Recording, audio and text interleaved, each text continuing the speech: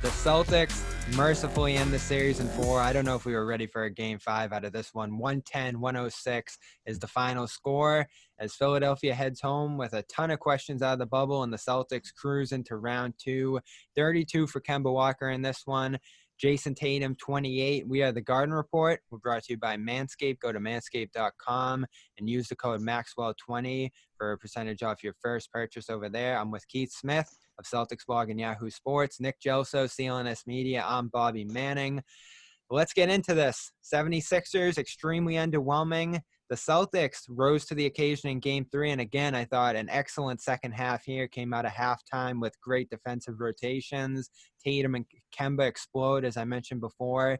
But with how poorly Philadelphia showed up in this series, did it tell us all that much about the Celtics, Keith? Yeah, I don't know that it told us too much about the Celtics. I think we all expected them to win this series, especially once we knew Philadelphia was without Ben Simmons. So I think that was really important for them.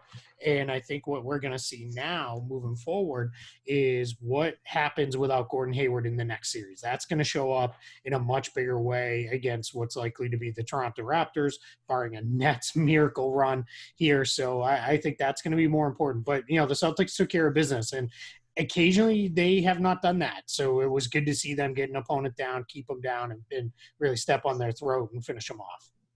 What's also been good, Keith, is the Celtics. I was watching a little bit of the post-game coverage, and they don't look like they're celebrating a huge win. They look like there's more to be said and done, and I like that because this was not by any means a measure or test of their how good they actually are. I mean, this is a stumbled-down Philadelphia team who really just rolled over and very out of shape.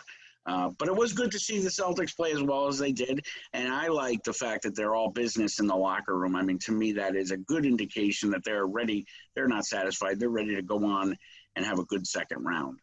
Yeah, I think outside of – oh, sorry, Bobby. I think outside of guys mentioning being happy for Kemba Walker to advance to the second round for the first time, you're absolutely spot on with that. Nobody feels like they accomplished much of anything, and that's from Brad Stevens right on through the players. So far, each one of them feels like, all right, there's still work to be done. Let's get after it. And even Kemba Walker wasn't kind of taking the bait, and we gave him plenty.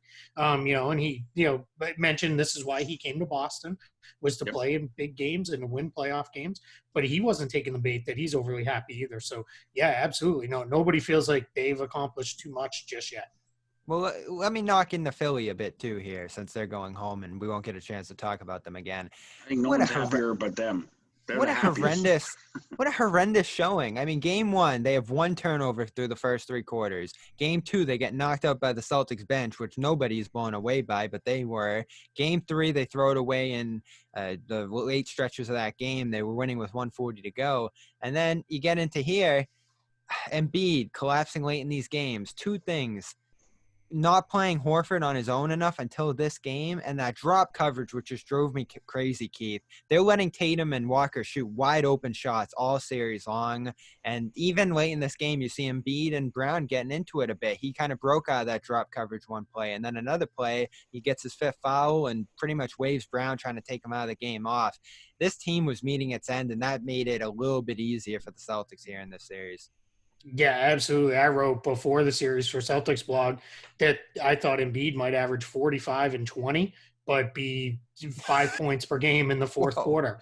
And, he wasn't, he didn't average that, but he had a great, series if you just look at numbers wise, but he was wiped out by the end of every game. It was just too much for him. He's not in good enough shape. And it feels like that's the story we talk about every single season with this guy.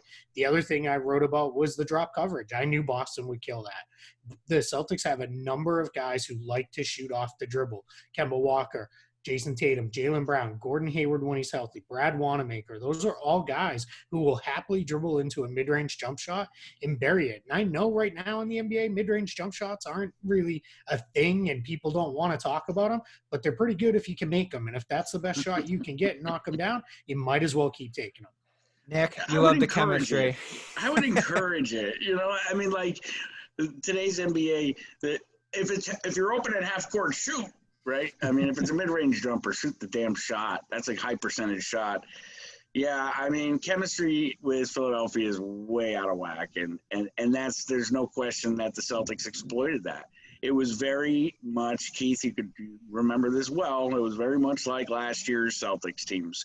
It was almost as if they flipped the damn script, and it's proof in point that analytics are fun. Excel spreadsheets, I guess they're fun, but they can't predict chemistry. They're not always right.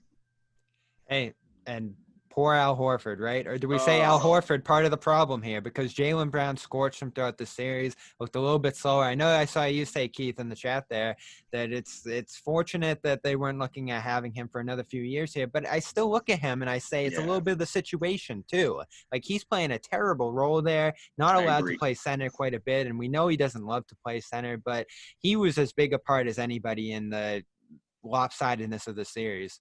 Yeah, you're absolutely right. Now, the challenge was the Celtics wanted to keep him. I reported it at the time. On the day everything was going down, that they were trying to arrange a series of sign and trades to stay over the cap. My heart was broken. So that they could re-sign Al Horford. Yep. But Horford got more money from Philadelphia than Boston was going to give him, a lot more money, and they were going to let him play the 4. So you combine two things he really wanted. That's why he left. And I said at one point, I can very much envision Danny Ainge kind of saying, hey, you made your terrible bed. Now you got to lie in it and figure it out. And that's exactly where it's at. And Danny Ainge has been consistent on one thing in his tenure as Celtics general manager, outside of his love for trading guys for draft picks and stockpiling them.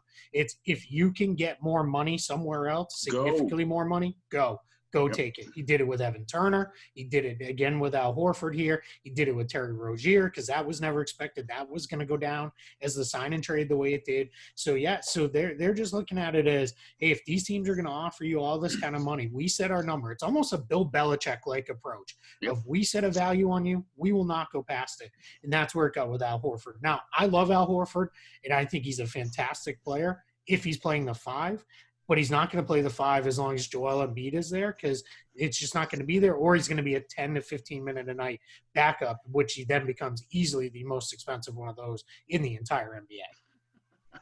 I mean, can you blame Al for taking the money? You can't blame him. I don't blame him. I mean, you take it, and, I kind of agree with Bobby. I don't know that he was put into the best situation ever. I mean, again, he barely played the post. We know Al can initiate an offense. They didn't have the ball in his hands. He's a great passer.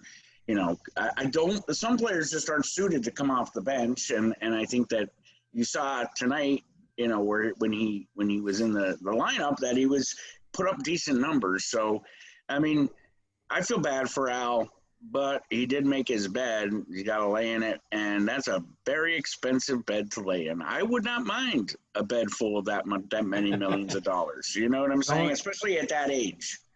Don't envy anybody in that position. It was a failure of everybody there in Philadelphia, how this whole season and experiment fell apart. We'll see what happens over there in the offseason. Yeah, there's a big thunderstorm rolling through Boston right now. I'm surprised it's not going through. I'm surprised it's not going through Philadelphia. It should be. But the Garden Report brought to you by Manscaped. Get 20% off and free shipping with the code MAX20 at manscaped.com. That's Maxwell 20% with 20. Free shipping. Maxwell20. Maxwell20.